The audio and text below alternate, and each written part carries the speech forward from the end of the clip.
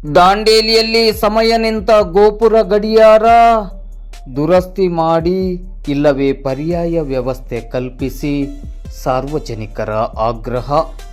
ಪ್ರವಾಸಿ ಮತ್ತು ಕೈಗಾರಿಕಾ ನಗರವಾಗಿ ಗುರುತಿಸಿಕೊಂಡಿರುವ ದಾಂಡೇಲಿಗೆ ಮೆರುಗು ನೀಡುವ ಉದ್ದೇಶದಿಂದ ವೆಸ್ಟ್ ಕೋಸ್ಟ್ ಕಾಗದ ಕಾರ್ಖಾನೆಯು ಕೆಲವು ವರ್ಷಗಳ ಹಿಂದೆ ದಾಂಡೇಲಿಯ ಜೆಎನ್ ರಸ್ತೆಯ ಬಸ್ ನಿಲ್ದಾಣದ ಎದುರಿನ ಡಿವೈಡರ್ನಲ್ಲಿ ಸುಂದರವಾದ ಗೋಪುರ ಗಡಿಯಾರವನ್ನು ನಿರ್ಮಿಸಿಕೊಟ್ಟಿತ್ತು. ಈ ಗೋಪುರ ಗಡಿಯಾರದ ನಿರ್ವಹಣೆಯ ಜವಾಬ್ದಾರಿ ನಗರಸಭೆಯದ್ದಾಗಿದೆ. ಆದರೆ ನಿರ್ವಹಣೆ ಸರಿಯಾಗಿ ಆಗದ ಕಾರಣ ಕಾರ್ಖಾನೆಯವರು 3-4 ಬಾರಿ ಸ್ವತಃ ಆಸಕ್ತಿ ವಹಿಸಿ ದುರಸ್ತಿ ಮಾಡಿಕೊಟ್ಟಿದ್ದರು. ಇದು HMT ಕಂಪನಿಯ ಗಡಿಯಾರವಾಗಿದ್ದು ಆ ಕಂಪನಿ ಈಗ ಬಂದ್ ಆಗಿರುವುದರಿಂದ ದುರಸ್ತಿಗೆ ತಾಂತ್ರಿಕ ತಜ್ಞರನ್ನು ಹುಡುಕುವುದೇ ದೊಡ್ಡ ಸಮಸ್ಯೆಯಾಗಿದೆ. ಈ ಕಾರಣದಿಂದ ಗೋಪುರ ಗಡಿಯಾರ ಸುಮಾರು 1 ವರ್ಷದಿಂದ ಸಮಯ ತೋರಿಸುವುದನ್ನು ನಿಲ್ಲಿಸಿದೆ. ದಾಂಡೇಲಿಗೆ ಬರುವ ಪ್ರವಾಸಿಗರು ಮತ್ತು ಸ್ಥಳೀಯರು ಸಮಯ ನೋಡಲು ಇದನ್ನೇ ಅವಲಂಬಿಸಿದ್ದರು. ಆದರೆ ಈಗ ಸಮಯ ನಿಂತ ಗಡಿಯಾರವಾಗಿ ಇದು ನಗರದ ಸೌಂದರ್ಯಕ್ಕೆ ಕಳಂಕ ತರುವಂತಾಗಿದೆ.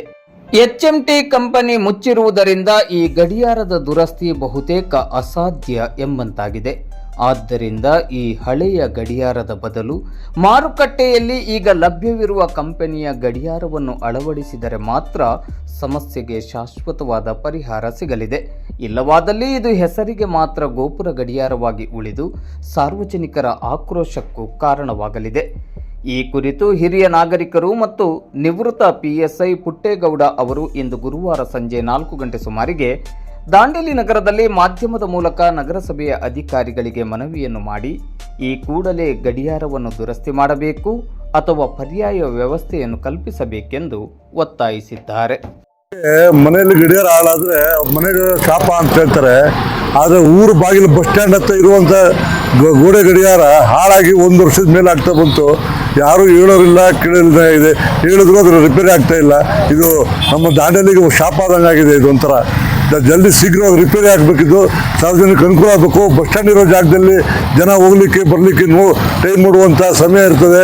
ಸಮಯ ನೋಡಿ ಬಸ್ಸಿಗೆ ಅನುಕೂಲ ಆಗೋ ರೀತಿ ಇರ್ತದೆ. ಸಾರ್ವಜನಿಕ ಅನುಕೂಲ ಆಗುತ್ತೆ, ಶಾಲೆ ಮಕ್ಕಳಿಗೆ ಅನುಕೂಲ ಆಗುತ್ತೆ. ಇದರಿಂದ ಇದು ನೋಡಿ ಹಾಳಾಗಿ ಹೋಗಿದೆ. ಶೀಘ್ರವಾಗಿ ರಿಪೇರಿ ಆಗಬೇಕಂತೇಳಿ ತಮ್ಮಲ್ಲಿ ವಿನಂತಿ ಇದೆ. ನಮ್ಮ ಹೆಸರು ಸರ್ ಪುಟ್ಟೇಗೌಡ ಅಂತೇಳಿ.